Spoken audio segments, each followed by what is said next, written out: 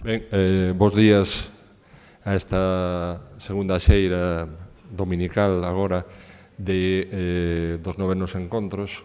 Un par de cuestións, recordarlle a aquelas persoas que están inscritas que non se esquezan de asinar no formulario correspondente con vistas a obter o certificado da súa asistencia. Igualmente comentar que na hora do café, hora neste caso quere dicir fito temporal, non que vai durar unha hora. Pero hai problema depois logo para retornar ao traballo. Ás 12:30 haberá unha pequena explicación por parte da persoa que organiza a exposición que tedes abaixo sobre os 120 anos de arqueoloxía galega. No mesmo piso onde estarán, onde se poderá tomar o café. Ben. Vale. Agora sí.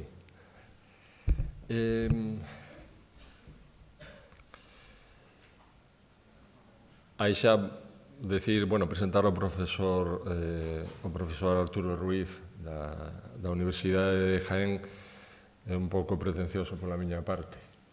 É unha persoa extraordinariamente coñecida a nivel nacional e tamén internacional pola súa dedicatoria a un tema que suscita gran interés nacional e internacional, que a todo o mundo da arqueoloxía ibérica. Pero nesta conferencia, neste relatorio titulado evocadoramente con título desa fantástica novela de Alejo Carpentier, no ano 53, Os pasos perdidos, non vai falar tanto da arqueoloxía ibérica, aínda que creo que algúns iberos mercenarios, neste caso, teñen algo que contar, senón a Segunda Guerra Mundial, poderíamos chamarlle, no Mediterráneo Occidental, que ten lugar na última parte do século III. Esta verdadeira Segunda Guerra Mundial, a segunda parte do enfrentamento romano-púnico, tamén, que ten o seu teatro de operacións principal en Italia, coa campaña de Aníbal, ten un teatro secundario, pero moi importante desde o punto de vista estratégico na península ibérica. E xunto coa toma de Cartago Nova, unha das batallas decisivas é a de Baécula. Un sitio, un lugar que non recibira, que de feito estaba, digamos, o lugar preciso onde tive lugar este enfrontamento, pois se pensaba que estaba nun punto concreto, e que, por unha serie de circunstancias, levan ao profesor Ruiz a encabezar un proxecto que, como teremos ocasión de ver, vai dar uns resultados espectaculares e que, ademais, na miña opinión, xa he comentado antes en privado, ten un gran interés metodolóxico pola converxencia de distintas ferramentas de análise, de investigación, incluindo a crítica das fontes escritas, porque sí que as hai, neste caso, sobre este enfrontamento, e que lle levan a unha serie de conclusións que agora teremos ocasión de ver, e, non estando máis, xa ten a palabra o profesor Ruiz. Muchas gracias. Buenos días. Me van a disculpar si en algún momento me quedo sin voz, empiezo a toser, cosas de este tipo que acompañan a nuestra profesión de vez en cuando, sobre todo cuando llega el invierno. Pero confío que, como tengo una especie de sugestión cuando me subo a hablar a un estrado, lo normal es que pueda mantener la línea del discurso que les voy a hacer durante el tiempo que dure mi intervención. Quiero, como es correcto, además, quiero, como es correcto, además agradecer la invitación, porque siempre es un placer venir a Galicia. Llevaba mucho tiempo sin pasar por aquí y bueno, y además poder contar algo que es producto de nuestro trabajo y de la investigación que desarrollamos. Por lo tanto, pues me siento doblemente feliz por estar en Galicia y agradezco especialmente a los que han organizado, Ramón, Víctor, los que han organizado estos encuentros y que me permiten pues tener una posibilidad de contar algo que no había tenido la oportunidad de hacer aquí en esta tierra. ¿Qué es el proyecto Baécula? De alguna forma Ramón lo ha comentado. Es un proyecto menor, o al menos empezó como un proyecto menor. Queríamos comprobar metodológicamente si una batalla de las clásicas, de las bien conocidas de la Segunda Guerra Púnica, como era el caso de Baécula, pues coincidía con la ubicación que Schulten había dado en un momento y comprobar si arqueológicamente había alguna forma que pudiéramos ver que la batalla nos daba otros datos, en este caso arqueológicos, para confirmar que se trataba de la que Schulten, Boyimpera, etcétera, etcétera, en algún momento habían planteado.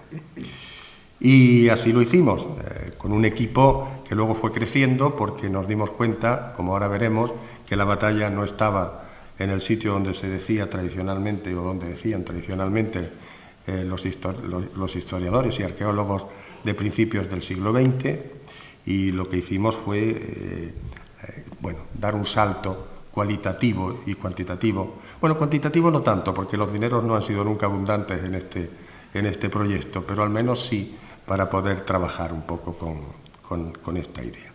De tal manera que ha habido análisis químicos, paleoambientales, hemos trabajado con topógrafos, creando un sistema de información geográfica y, bueno, y por supuesto los arqueólogos que hemos buscado asesores para determinados temas que se nos escapaban por la especialidad nuestra, como es el tema del armamento con Fernando Quesada o la numismática con Maripaz García Bellido, y al final ha quedado un equipo bastante coherente con esta secuencia de proyectos que hemos ido distribuyendo allí donde veíamos alguna posibilidad de que hubiera algo de dinero, sobre todo a partir de 2005-2006, que ha sido cuando empezamos ya a trabajar directamente en el campo con proyectos I+D+I, pero también en medio de la crisis que nos ha ido tocando.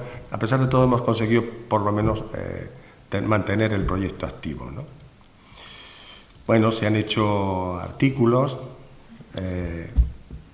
en diferentes revistas, se ha asistido para presentar los resultados a diferentes conferencias internacionales, se han hecho exposiciones como esta que ven aquí, un congreso que va a salir publicado este año, ya está en prensa,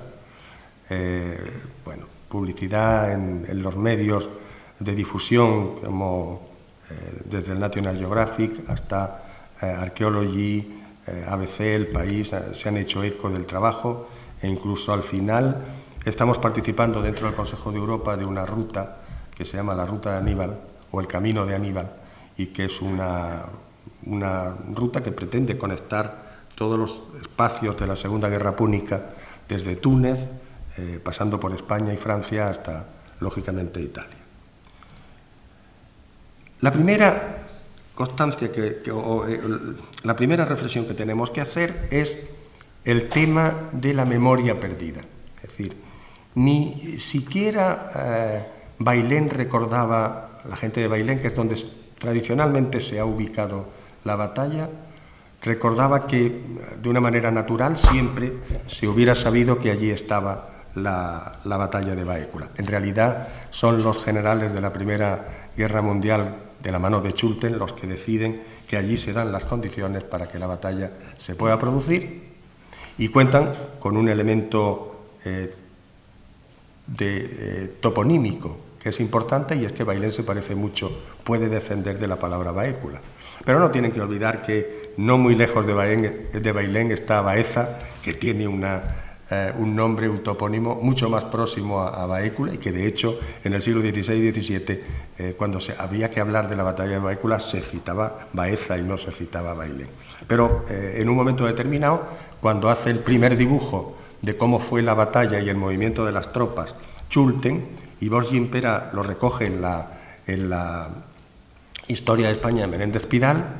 Prácticamente se santifica el término de que Bailén es el lugar de la batalla y ya no hay nadie cuestiona el tema, y de hecho yo no lo cuestionaba cuando empecé a trabajar.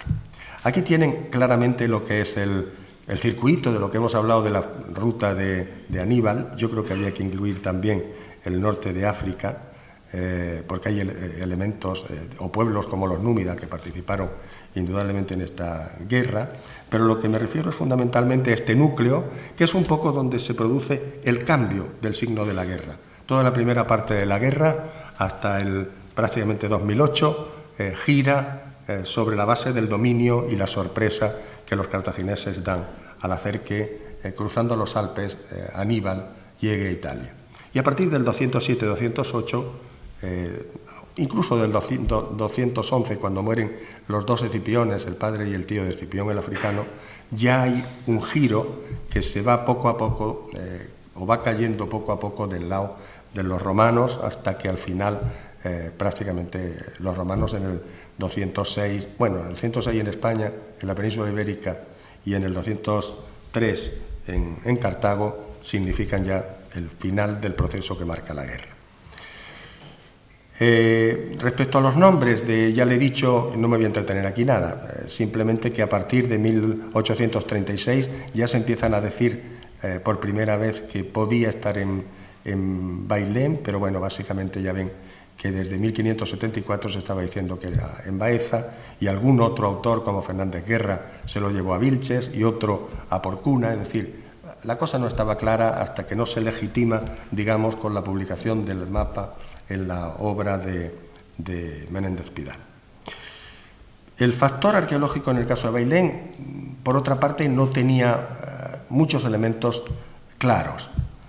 Por ejemplo, el Oppidum de Baécula tendría que estar en Bailén, y esa fue también una de las cuestiones que nos planteamos en el proyecto, confirmar que Bailén era Baécula. Pero resulta que Bailén, cuando lo hizo Chulten, no existía información estratigráfica, pero luego posteriormente sí se ha visto que hay abundante información estratigráfica, y lo que hay en el sustrato de Bailén es fundamentalmente una fase medieval, que es la que da continuidad a la ciudad hasta prácticamente hoy. Lo cual quiere decir que Baécula no estaba en Bailén. Y cuando empezamos a mirar dónde podía estar, pues resulta que la mayor parte de los sitios, Cástulo, Giribaile y Liturgi, que están a una distancia de entre 10 y 20 kilómetros, pues son conocidos desde el punto de vista toponímico, porque hay epigrafía de la mayor parte de ellos, y algunos tan famosos como Cástulo. El único que no era conocido, que es la Plaza de Armas de Sevilleja, que está marcado en azul, pues resulta que es una fundación del segundo antes de Cristo. Luego tampoco podía ser Baécula, que tenía que estar funcionando en el año 206, que es cuando se hizo la batalla. Y por otra parte, los restos arqueológicos de la batalla en el territorio, que fue lo que animó a Chulten a publicar aquel mapa, este que tienen aquí delante, pues tiene un problema, porque se dice expresamente en las fuentes, tanto en Polibio como en Tito Livio, que el río estaba a la espalda del campamento cartaginés, porque hay un momento en que Asdrúbal se lleva el campamento a una zona alta, y dice, y por detrás había un río. Y sorprendentemente, cuando uno se fija en el dibujo del mapa que hace Chulten, el río está por delante del campamento. Luego, también ahí había alguna anomalía que había que analizar. El caso es que empezamos a tener dudas, hicimos una prospección en el sitio y no apareció nada. Prospección quiere decir que solicitamos a la Junta de Andalucía algo que era la primera novedad en este marco de innovación metodológica, y es que nos permitiera utilizar el detector de metales, porque ya verán que trabajar una batalla sin detector de metales, pues casi les diría que es una tontería hacerlo, porque no nos da prácticamente información para poder conseguir resultados. Bueno, hicimos una prospección con detector de metales en el yacimiento de donde se decía que estaba la batalla de Baécula, y no apareció nada. Después lo veremos mejor. Y entonces marcamos un área y dijimos, en ese área, que es esta, que se ve aquí. Aquí está Cástulo, aquí está Iliturgi. Hay una serie de sitios que tienen su nombre propio. Pero con la prospección arqueológica de la cultura ibérica, de los ópida ibéricos que hay en la zona, fuimos observando que había una serie de ópida, estos marcados en verde, que no tenían ningún topónimo reconocido. Y dijimos, bueno, cada uno de esos sitios podía ser Baécula. ¿Cómo lo comprobamos? Pues establecimos primero una cuestión. ¿Qué es lo que íbamos a buscar, ya que descartábamos que estuviera en Bailén?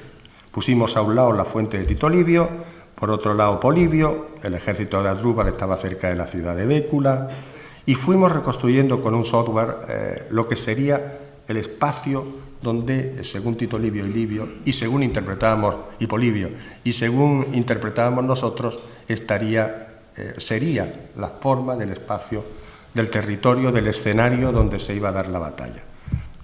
Informado de la proximidad de los romanos, dice Polibio, Asdrúbal cambió de lugar su campamento y se procuró seguridad por un río que fluía a sus espaldas.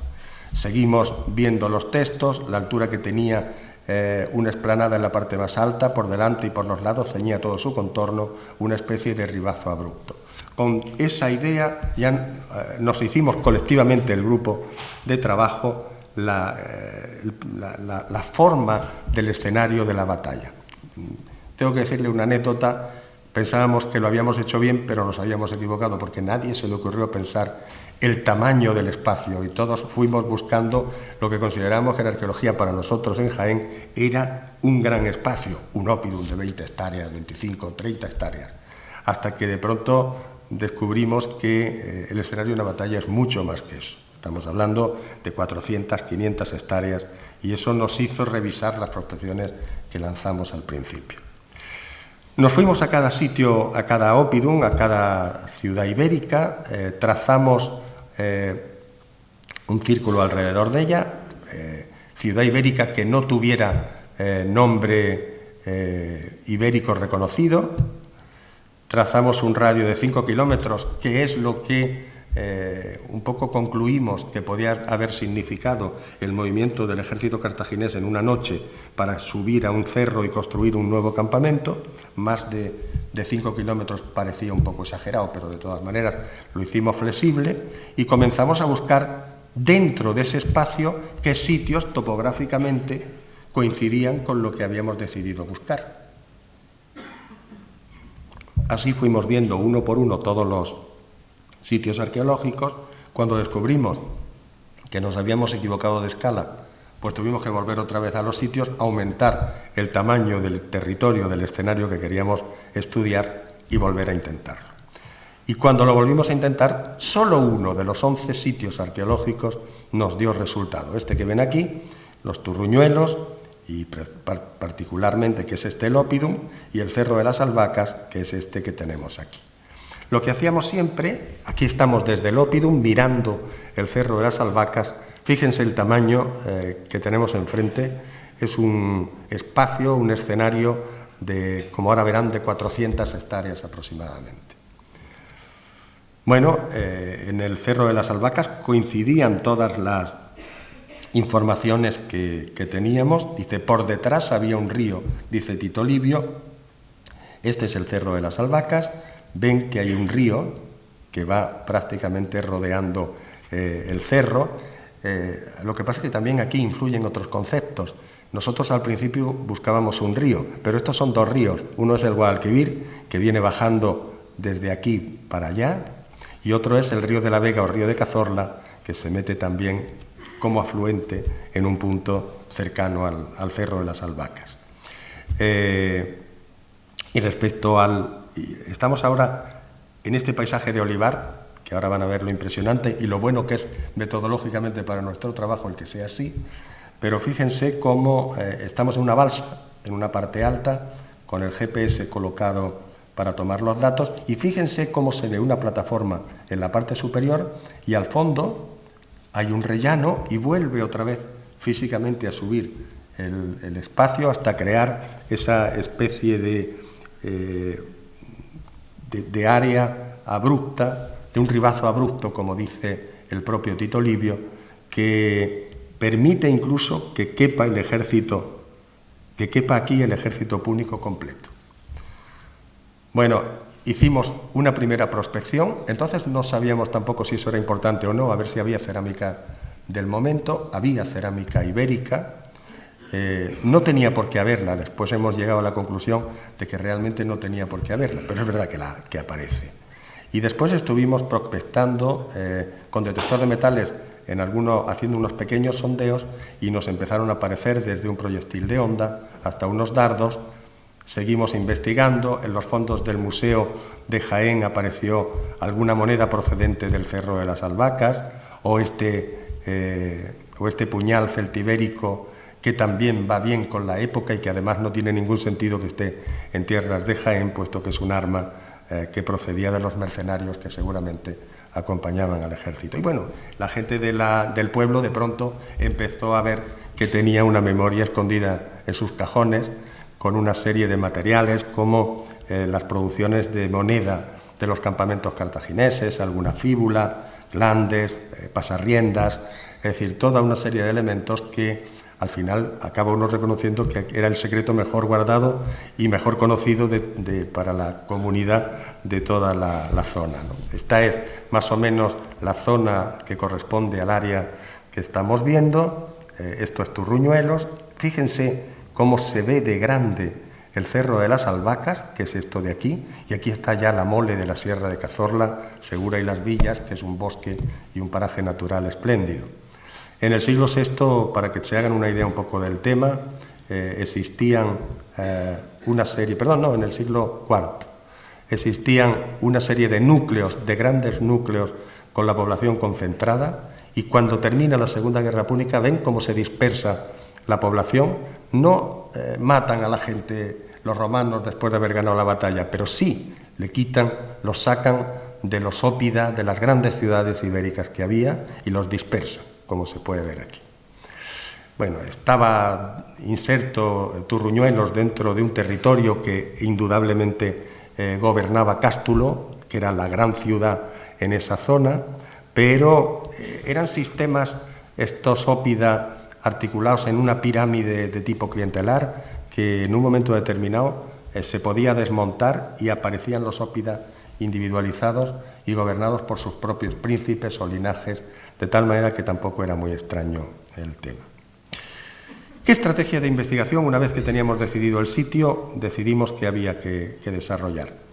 Bueno, esta es la maravilla que les decía. Aquí tenemos un espacio del escenario de la batalla, en la que cuando miramos en Google y allí directamente sobre el terreno el mar de olivos que teníamos delante, nos dimos cuenta que nosotros teníamos trazado un sistema de transet y de cuadrículas que no teníamos necesidad de trazar. Y además, como el olivar lo aran de vez en cuando, pues tampoco había un problema de ese problema que sí que tienen aquí, que es esa capa vegetal que muchas veces impide ver los materiales. Al contrario, aquí los materiales se podían ver en superficie sin ningún problema. Con lo cual, lo que hicimos fue establecer un sistema de transet, que son cada una de estas hiladas de dos olivos, que además, como es olivar tradicional, tienen siempre la misma medida de distancia, aproximadamente unos 10 kilómetros entre olivo y olivo, y por lo tanto, cuando nos encontrábamos 4 olivos, pues ya sabíamos que era 10 por 10, 100 metros cuadrados lo que contenía esa cuadrícula, que además estaba fijada en Google, es decir, que nos íbamos a Google y que la teníamos allí, y esa era la cuadrícula 123 o la 2430, la que fuera, ¿no? Otros aspectos también que hicimos fue, por lo tanto, trabajar con transet y trabajar con cuadrículas, y luego se hizo un sistema de registro doble.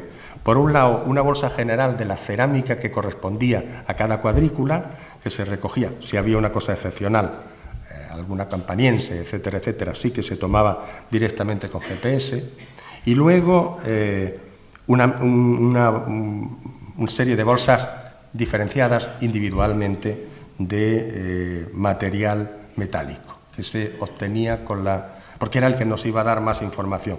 Tengo que decir que también es verdad que rizamos un poco el rizo, porque en un espacio de 400 hectáreas, una variación, como pueden imaginar, de 5 metros no tiene ningún problema. Pero, bueno, queríamos ensayar metodología, fundamentalmente hacer ensayos, ya que teníamos la oportunidad de trabajar con una forma nueva de aproximarnos a la arqueología. En el 2006 comenzamos con las prospecciones a través de los proyectos de I+D+I del Ministerio, que han sido 2 al final, y con eso fuimos haciendo una serie de transect, que los tienen aquí por temporadas, desde el 2006 al 2010. Después hemos continuado todavía 2 años más haciendo prospecciones, pero ya no han sido de transect, sino específicas en determinadas zonas que queríamos insistir sobre la información que nos daba. Este era el sistema. Primero se definía el transect, se recogía la cerámica por cuadrículas. Cada bolsa que ven aquí es una cuadrícula de olivos. Estos puntos naranja, que son como setas de estas de plástico, que nos marcan dónde hay metal, y el metal va incorporado en cada una de las setas. Metal de todo tipo, es decir, háganse la idea, porque también queríamos tener esa información, que ahí va desde una punta de flecha tipo Macalón, de un ibero que estaba en la batalla, hasta una lata de cerveza de un aceitunero que la dejó allí pues un par de años antes. Pero queríamos tener toda la masa de información que se puede recoger utilizando el detector de metales en un espacio como este. Después se registraban los materiales con el GPS, con una estación total y el GPS que se iba moviendo en cada uno de los puntos donde aparecía un elemento de este tipo. Y esto es el resultado hasta 2010. Es decir, cada puntito verde que ven aquí es un objeto de metal, que si lo ampliamos, pues vean cómo lo podemos observar aquí, y podemos también aislarlos según el tipo de arma o de elemento de metal que tengamos delante. En total se han prospectado 442 hectáreas, y eso significa pues prácticamente que con los 106 transes y las 3.516 cuadrículas, que como ha habido 2 años más de trabajo todavía han aumentado algo más, pues que estaríamos en torno al 40% de las hectáreas, a 40 hectáreas y de 400, y el 902 del escenario habría sido sistemáticamente prospectado. Lo cual no quiere decir que hayamos recogido todo lo que hay, porque la lluvia vuelve a veces a remover y el detector de metales no coge tanta profundidad como se pudiera pensar. ¿Qué es lo que encontramos? Pues un poco de todo, desde elementos de tiendas, como este clavo de campaña, de una tienda de campaña, o para encender la yesca y el fuego de campamentos, sortijas, bulas, elementos de engarces de las estructuras de defensa corporal de los legionarios, monedas, fundamentalmente cartaginesas o púnicas. Ha habido muy pocos hallazgos de moneda romana, algunos sí. Y armas, pero no las más importantes, porque lo que hace referencia a cascos, lo que hace referencia a espadas, etcétera, etcétera, se la llevan los propios romanos, los propios vencedores, al final de la batalla. Lo que nos queda es los proyectiles de honda, las puntas de flecha, los dardos, es decir, toda una serie de elementos, y sobre todo esto que ven aquí, que es las tachuelas de las cáligae, de las sandalias, en definitiva, de los romanos, de los legionarios romanos. Y no saben qué suerte hemos tenido, porque no le interesa a los expoliadores, que habían trabajado bastante por allí, y nos la han dejado en el sitio. Bueno, a lo mejor la encontraban y la tiraban y acababa 5 o 6 metros más allá de donde había aparecido. Pero al final, cuando se hace el análisis de los objetos que hemos encontrado, pues se ve que las tachuelas de 2.069 piezas que pertenecen de metal, que pertenecen a la batalla, las tachuelas son 773. Esa cuantificación o esa visión cuantificada de las tachuelas nos permite hoy que en el mapa de tachuelas podamos decir por dónde iba cada miembro del ejército romano y, por lo tanto, cómo se movía el ejército romano.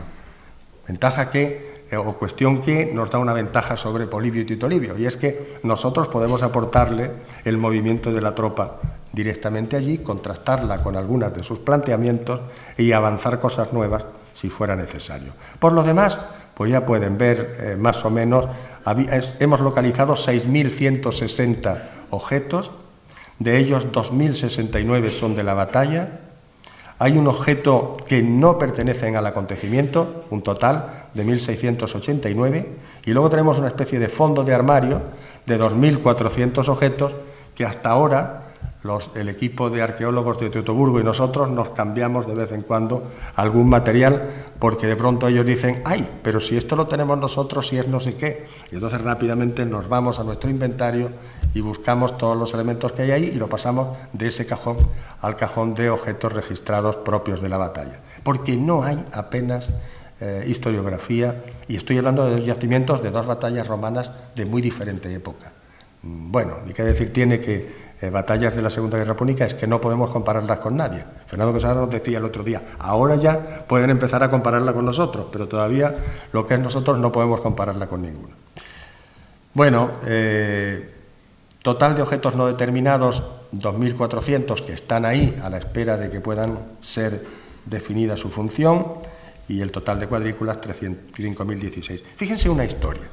Me invitaron la Junta de Andalucía a conocer y inventariar un poco, bueno, darle un valor, analizar lo que es una colección, la colección del Fondo Marsal, que es una colección de expolio, pero una colección de expolio de 100.000 piezas, para que se hagan una idea.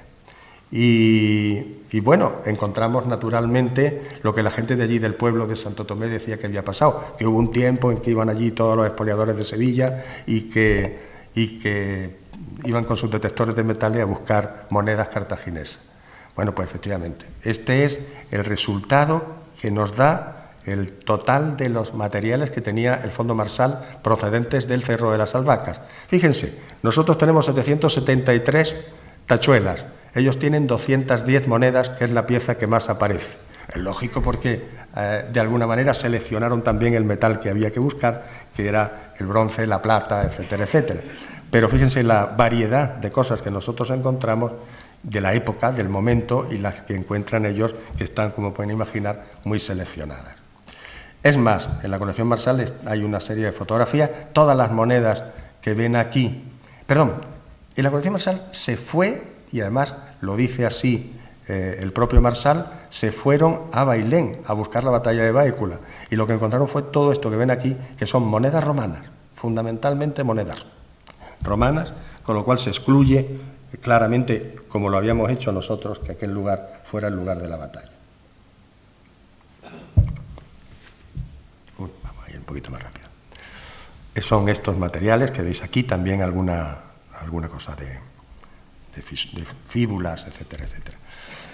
Lo que empezamos a buscar era el campamento. Tenía que estar el campamento no muy lejos de allí, puesto que el elemento que nos había guiado para localizar la batalla era el campamento. Era campamento de una noche y duró 2 días, el de Asdrúbal me refiero. Pero no sabíamos si había quedado algo o no. Empezamos a prospectar, primero el Oppidum, que lo teníamos bien definido, era un Oppidum del siglo V, mitad del siglo V, posiblemente finales del VI, hasta, lógicamente, la etapa de la batalla, quizás un poco más. Sabéis que fue unos años después de aquello, la rebelión de los príncipes turdetanos y oretanos contra Roma, y es posible que en ese marco es como se destruyera. Se destruyó, no sé si claramente, porque hemos hecho unos sondeos y no hay incendio, pero desde luego la gente salió corriendo de allí y dejó las cosas in situ. Vean o ved que hemos hecho diferentes tipos de prospección. La que hemos hecho en el yacimiento, en Turruñuelos, es una prospección por cuadrículas, aleatoria. Se cuadriculó el terreno y luego se seleccionó cuál de ellos iban a ser prospectados. En el caso de la prospección con Transect que hemos hecho en la batalla es otro modelo, aunque también funciona la cuadrícula. Y después veremos que hemos hecho también prospección por parcelas de terreno, por una cuestión que ahora veremos, y es la búsqueda de tachuelas, que como es un elemento que nos está indicando el movimiento de la tropa, queríamos ver cómo había llegado el ejército romano y por dónde, y además, siguiendo para atrás, desde donde estábamos, pues también nos llevó al campamento de Escipión, con lo cual llegó un momento que habíamos definido el campamento de Escipión, el Oppidum de Baécula, el campamento de Asdrúbal, que tenía que estar en esta zona, y el elemento o el camino de unión entre uno y otro. Esta es la prospección y los sondeos que hicimos en Turruñuelos, no me voy a entretener mucho en ello, y este es lo que en una vista aérea, tampoco subiéndonos en avión, porque en Google se veía perfectamente, nos reveló que se había conservado el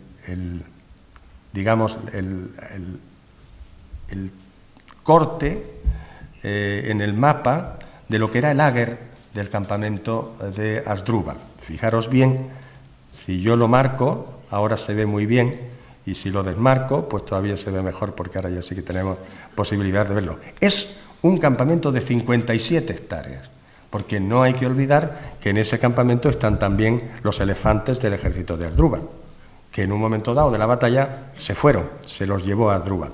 Luego, por lo tanto, nos encontramos con un enorme campamento, aquí se ve en la lejanía, en la parte más alta del cerro, y aquí algunos de los perfiles que encontramos del áger, al haber amontonado la tierra simplemente sobre la parte superior, no tienen foso, no van muy rápidos con la construcción del campamento. Aquí se ve cómo se ha fosilizado el áger, entre este campo de olivos y este otro de cereal, y en algún punto hemos podido comprobar de la empalizada, la huella de los restos de la empalizada. Esto es todo lo que nos da de grandes materiales arquitectónicos el proyecto que os estoy presentando aquí hoy, porque realmente es una actividad muy rápida que no genera grandes construcciones, como se puede ver, pero que sí está en el paisaje y se puede recuperar perfectamente. Aquí se ve muy bien la línea de la empalizada, de los fosos. Hay como dos líneas, una arriba y otra abajo, y lo que podría ser un relleno de hojarasca de la que habían cortado los propios postes limpios para hacer un tipo de fortificación de tala que es habitual en el mundo helenístico y que los romanos la verdad es que no le tenían mucho respeto, porque decían, se engancha un poste de estos, se tira para allá y los propios caballos desmontan la empalizada, pero había que hacerlo, lógicamente. Seguimos dándole vueltas al tema y encontramos otro campamento. Y dijimos, pues ya le hemos liado, porque otro campamento también aquí arriba no tiene como mucho sentido, pero sí que lo tiene, porque cuando termina la batalla, Escipión tiene miedo a que vuelva otro de los generales cartagineses, Magón, y entonces se sube al mismo lugar donde había estado Asdrúbal y donde se había dado la batalla. Es un campamento mucho más pequeño, aquí lo tenemos cómo se conserva en la actualidad, y aquí lo tenemos en la foto del 56 del vuelo americano, que también se ve muy bien en el plano, ¿no? Fijaros además que los elementos romanos están muy claros, cada uno de estos puntos son los clavos de las cabañas, habrá que analizar luego asociación de clavos para ver si determinamos, o áreas, cabañas, no, perdón, de las tiendas de campaña, tenemos que ver asociación de clavos para ver si podemos aislar las cabañas o no. Lo que sí es cierto es que aparecen preferentemente por aquí y por aquí. También es verdad que aquí nos han distorsionado mucho con una balsa el espacio de trabajo. Y bueno, y otros elementos que tenéis aquí que ya hemos visto anteriormente. Luego tenemos dos campamentos, un campamento A de 53 hectáreas y un campamento A de 21 hectáreas, que posiblemente sea el de Escipión, que además ya no está todo el ejército romano completo, porque haciendo un paréntesis, las fuentes dicen que el ejército romano eran 40.000 soldados y el ejército cartaginés o el púnico eran 30.000, lo cual debió de ser como muy impactante en un espacio donde a lo sumo el Oppidum de Turruñuelos pudo tener como mucho 5.000 habitantes, pero no más. Bueno, hemos hecho también un estudio de concentración de la cerámica que coincide efectivamente con los espacios donde están los dos campamentos. Se han hecho algunas excavaciones con un estudio de georradar previamente, y lo que sí hemos encontrado, y esto sí es interesante, son los fosos de amortización cuando se va a instalar el campamento romano y ya se ha acabado con el campamento cartaginés. Hay incluso algunas zonas para temas de fundición de metales. Las cerámicas aparecen, ibéricas preferentemente, aparecen rellenando las fosas, pero fijaros además que la misma cerámica aparece aquí, aquí, aquí, aquí y aquí. Es decir, que las fragmenta y luego la van echando indistintamente a los fosos que tienen alrededor. Allí han aparecido también monedas romanas que nos están marcando, por lo tanto, ya el arranque del segundo campamento. Una de las cuestiones fundamentales, ya la he apuntado anteriormente, es el tema del camino de Escipión. ¿Cómo llegó Escipión al espacio de la batalla? Es evidente que a través de las tachuelas que constituían la suela, que había sido una innovación del ejército romano y que constituía la suela de las Cáligae. Son muchísimas, de distintos tipos. Seguramente nosotros estamos aquí incluyendo algunas que sean del tema de la piel que lleven o de los cueros que lleven los legionarios romanos, pero en todo caso me da igual, porque es el movimiento lo que hace que se caigan las tachuelas y por lo tanto que encontremos los elementos que nos están marcando por dónde pasa en cada momento el ejército. Esta es la distribución de las tachuelas en el escenario de la batalla, y esto es lo que antes comentamos. Hicimos un poco el síndrome de Pulgarcito. Si nosotros empezamos ahora a ir para atrás, pues tendremos que ir encontrando tachuela a tachuela hasta que nos lleve al sitio donde está la madre de todas las tachuelas, que es el campamento de Escipión. Y la verdad es que funcionó. Empezamos buscándolas. Las tachuelas azules no tienen, las parcelas azules no tienen tachuela, las rojas sí, salvo esta que nos queda un poco desplazada, de algún romano que se perdió. El resto, fijaros cómo se va marcando y viene prácticamente a parar aquí y llega al campamento de Escipión, que está a continuación, y que ahí prácticamente lo que hicimos son sondeos de prospección, pero no hemos trabajado nada.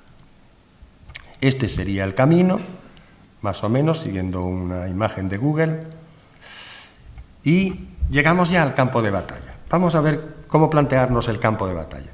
Por lo pronto, había que teorizar de alguna manera la metodología de cómo tratar arqueológicamente un acontecimiento y descomponer lo que habían sido las grandes unidades territoriales que habíamos trabajado tanto en macroespacio como en semi-microespacio, siguiendo la tradición neofuncionalista. Aquí lo que hemos separado ha sido, por una parte, el semi-microespacio y temporalmente, como unidad temporal, el acontecimiento, para fijar lo que es el escenario. El escenario, yo he apuntado antes 440 y tantas hectáreas, pero son muchas más, porque hay que meter todo el camino de Aníbal, el campamento de Aníbal, la ciudad, etcétera, etcétera. Y luego lo que hemos hecho ha sido descender desde el paisaje, desde el escenario a la escena. Y de tal manera que para eso estuvimos definiendo todos los lugares que componían el escenario. Los descompusimos toponímicamente también, y con las fuentes fuimos identificando los momentos que tanto Tito Livio como Polibio nos iban ofreciendo, de tal manera que teníamos unidad de microespacio del acontecimiento en términos de tiempo y en términos de espacio. Eso lo unimos y nos dieron las escenas, de tal manera que ahora ya sí teníamos descompuestas las escenas, a qué momento correspondía, en qué lugar se producía, quiénes eran los participantes según las fuentes y quiénes o qué los indicadores arqueológicos. En función de eso, vamos en esta última parte, a contar cómo funcionó la batalla según las fuentes y según los datos que hemos conseguido al final. Al final, esto no termina nunca, pero por lo menos hasta ahora.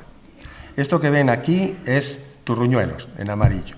El primer campamento cartaginés, donde estaban los cartagineses al principio, no hemos conseguido dar con él, pero no se olviden que esta parte del río, que pudo ser el espacio donde estuviera el campamento, fue trabajado y mucho en la operación del Plan Jaén, que en los años 50 desarrolló Franco en aquella zona, que prácticamente desmontó las estructuras, por supuesto arqueológicas, que había. El río cambió de curso y eso hizo que hoy sería realmente un milagro que encontráramos si estaba cerca del río. Pero es que fuera del río las prospecciones que hemos hecho no nos dicen nada. El ejército cartaginés sí que entró por esta zona. Sabemos ahora que vino del sur, había tomado Cartagonova y aprovechó entonces para entrar por el Guadiana Menor, por la zona de Baza, Guadix, etcétera, etcétera, y por ahí entra en la provincia de Jaén y se instala en este punto, siguiendo seguramente un camino que hoy todavía se conserva y que une Santo Tomé con Peal de Becerro, que es donde está la famosa Cámara de Tolle. Bueno, este es el campamento, esta es la forma que tiene el campamento, es una forma muy habitual, en realidad se extiende desde arriba por toda la ladera hasta abajo. En un momento determinado, en otro momento ya, la decisión de Asdrúbal es subirse a la montaña que tiene más cerca, a la colina que tiene más cerca, e instalar su campamento con la defensa del río. Esta es la colina donde se instala el campamento, con lo que vimos que cabía el ejército cartaginés formado completo antes de llegar a esa zona abrupta que se levantaba y defendía del terreno por donde venían los romanos. Claro, ahora sabemos que los romanos entran por aquí y por lo tanto ese podría ser el frente del campamento ante los romanos. Dicen las fuentes que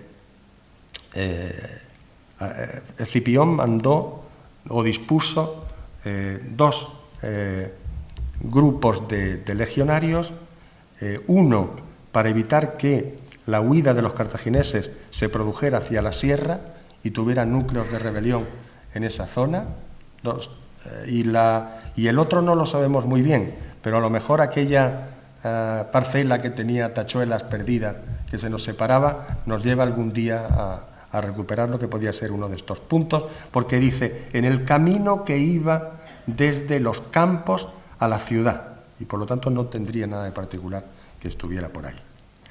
Es este el punto que hemos visto anteriormente. Bueno, subieron hasta llegar a un punto que lo han visto antes, en el que las parcelas se abren y nos da la sensación de que tenemos la apertura del ejército para entrar en batalla. Es un frente de unos 2.000 metros, 2 kilómetros aproximadamente. Aquí vemos por dónde entraron. Al principio dice que no había ningún problema, que él en persona llevó las tropas ligeras, que el día anterior habían barrido al enemigo contra las tropas ligeras que se encontraban, púnicas, que se encontraban estacionadas en el repecho inferior. Marcharon inicialmente por terreno quebrado, impedidos solo por el camino. Es este el itinerario que hemos visto con las parcelas, y este es el punto en el que ya el ejército se abre. Lo hemos hecho también a través de los hallazgos de tachuelas que hay. Fíjense un detalle. En rojo está el camino de Escipión, que sigue Escipión desde su campamento hasta llegar al frente de batalla, que va a ser en el campamento delante del campamento de Asdrúbal. Pero en amarillo hemos colocado lo que sería un recorrido desde este punto a este punto, o al revés, desde el campamento a este punto, pero siguiendo en el sistema de información geográfica lo que le pediría un Boy Scout a un terreno para hacer el recorrido al día siguiente, el mejor recorrido. Y fíjense que salvo en esta zona de aquí, prácticamente se repite el recorrido en el Boy Scout y en la mentalidad de Escipión. Es decir, que es un buen Boy Scout Escipión, por lo que vamos viendo. Llegan hasta el punto donde están esperándolos y allí se produce el primer choque con a pesar de que el ascenso era dificultoso y casi le cubrían los dardos y las piedras, gracias a su práctica en escalar muros y a su tenacidad subieron los primeros, desalojaron de la posición al enemigo, causándole muchas bajas, empujaron la formación hasta la formación, que se mantenía en una parte más elevada de la colina. Ese choque, el primer choque entre los cartagineses que están localizados y colocados en esta especie del alzado abrupto que había en el extremo de la zona de la batalla. Y los romanos que están subiendo, dice, sobre todo le disparan dardos, también piedras, pero la piedra no la detecta el detector de metales y tampoco es fácil saber qué piedra hoy había sido utilizada en la batalla y qué piedra no. Lo que sí sabemos es que los grandes, los proyectiles de onda en plomo, esos sí los hemos conseguido recuperar. Este es el camino, tienen que tomar esta posición, como veis. Esta es la posición del ejército cartaginés sobre el paisaje hoy, cómo está hoy el paisaje. El olivar está aquí, este es el escenario de la batalla. Y esto es los dardos que aparecen justo en el momento inmediatamente anterior a tomar la posición de lo que es el escenario ya de la batalla, el cerro de las Albahacas. Esta es la disposición. Primero toda esta parte de aquí es la que corresponde al frente de las tachuelas, que estaría aquí, y esta ya es la última parte, la parte alta, que es donde al final acaba produciéndose el cuerpo a cuerpo. Más interesante desde el punto de vista metodológico es el tema de los glandes o proyectiles de onda. Tradicionalmente se les ha vinculado a los honderos baleáricos, pero la verdad es que tengo la sensación de que todo el mundo utilizaba ondas en aquella época, aunque a lo mejor seguramente la pericia mayor la tenían los honderos baleáricos, pero todavía hoy, trabajando en la batalla, se nos acercaban pastores y nos enseñaban cómo se tiraba con onda cuando veían los proyectiles, es decir, que se sigue haciendo más o menos así. Este es el punto de subida del ejército cartaginés. Ya aparecen los primeros proyectiles de onda y conforme van subiendo, se van retirando, como dicen las fuentes, efectivamente, los honderos hasta subir a la parte alta. Porque lo otro no tendría sentido, es decir, que los honderos avanzaran siguiendo a los romanos hacia atrás, no porque no están los romanos no han llegado todavía. El primer momento o el primer punto donde se encuentran con los romanos es aquí. Luego, por lo tanto, lo que vamos viendo es la retirada de los honderos hasta llegar a la parte alta. No existe todavía el campamento romano, hasta llegar. Y luego incluso alguno que parece que va indicándonos que bajan desde el Cerro de las Albahacas hacia el río, huyendo ante los ataques ya firmes de los romanos. Tienen además hasta los núcleos de plomo de donde van sacando los glandes, que no tienen gran problema en hacerse sobre la marcha, porque realmente el plomo se puede trabajar directamente en el terreno. Bueno, seguimos con la batalla. Y ahora ya ni siquiera quedaba espacio para huir, pues destacamentos de tropas romanas habían bloqueado los caminos a ambos lados. Este es el momento en que se va Asdrúbal con los elefantes. Y seguramente se va hacia este yacimiento, que es un yacimiento espléndido, que es Giribaile, donde están apareciendo, es un oppidum ibérico, de fundación ibérica, pero donde a partir del siglo III empiezan a aparecer muchos materiales púnicos. Y eso nos hace pensar que es la ciudadela de Asdrúbal, que dice Polibio, que es, porque además le permite saltar rápidamente hacia la Mancha, pasando de Espeñaperros, entraría directamente en la Mancha. Bueno, cuando ya se va a producir el choque, el último choque en la batalla, Escipión da orden a los vencedores de lanzarse, esto es Livio, sobre el centro de la formación, reparte con Lelio las tropas restantes y le manda rodear. Esta palabra rodear es muy importante, anótenla. A rodear la colina por el lado derecho hasta encontrar un camino de subida menos pendiente. Él, describiendo un pequeño arco por la izquierda, se lanza sobre el flanco del enemigo. A partir de ahí se descompuso por primera vez el frente al querer dirigir las alas hacia los gritos de guerra que suenan por todas las partes en torno suyo y cambiar la orientación de las líneas. En medio de este tumulto subió también Lelio. Llega después Lelio que Escipión. Eso no se había tenido muy en cuenta con las informaciones de las fuentes, pero ahora resulta que la arqueología sí que nos aclara muy bien esas palabras tan escogidas de Tito Livio. Este es el camino. Cuando llegan aquí, Escipión se va por esta zona y le recomienda a Lelio que vaya por otro camino, porque es muy abrupto la parte donde va a pasar y sobre todo, y eso no lo dice, porque está el campamento cartaginés. Si lo vemos en detalle, Lelio tiene que dar esta vuelta, o esta, y aquí se ve la concentración de tachuelas. Lo que tenemos en rojo cada vez más fuerte es que hay más tachuelas juntas y por lo tanto el círculo rojo se va haciendo cada vez más grande según la aplicación del sistema del GIS, y se ve muy bien cómo en cambio el camino que utiliza Escipión está muy bien definido por las concentraciones de tachuelas, igual que el frente de ataque de la infantería ligera, que en realidad van a esta zona de aquí, que es donde está el ejército cartaginés situado, la parte más alta del cerro. Y el propio Lelio tiene que dar una vuelta, llega aquí, como veis es muy abrupto, seguramente tiene que bajar un poco más hacia abajo y entra por aquí, con lo cual llega en el momento en que ya está Escipión y la infantería ligera luchando contra los cartagineses, los púnicos, pero además llega por la espalda, con lo cual todavía el choque es más fuerte y la sorpresa también.